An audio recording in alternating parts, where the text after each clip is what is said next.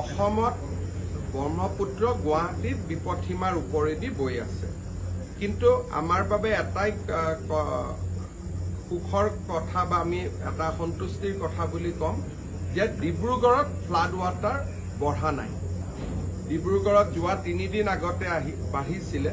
ডিব্ৰুগড়ৰ পানীটো গুৱাহাটীত আহিছে গুৱাহাটীত আজি বিপদসীমাৰ ওপৰত আছে ইনফেক্ট গুৱাহাটীৰ পানীতকৈ ব্ৰহ্মপুত্ৰৰ পানী আজি ওপৰত আছে আৰু কিন্তু পানীটো যেতিয়া নামি যাব নতুনকৈ অহাৰ সম্ভাৱনা নাই কাৰণ ডিব্ৰুগড়ত বৰষুণ মানে অৰুণাচলত বৰষুণ হোৱা নাই কিন্তু প্ৰেডিকশন মতে অৰুণাচলত এইকেইদিন বৰষুণ হৈয়ে থাকিব বহুত সময়ত আমি ভাবো যে চীনৰ পানী ব্ৰহ্মপুত্ৰত আহে কিন্তু ব্ৰহ্মপুত্ৰত 65% পানী অৰুণাচলৰ পৰা আহে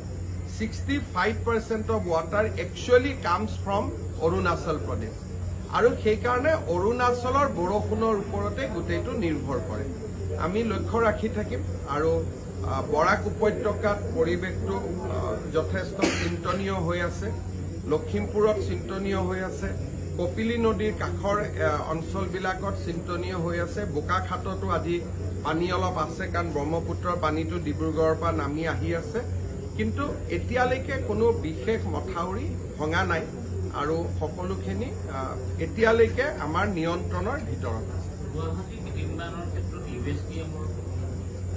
আজি মই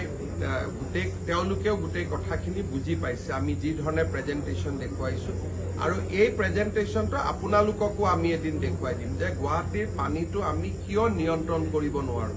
আপোনালোকে এদিন চাব পাৰিব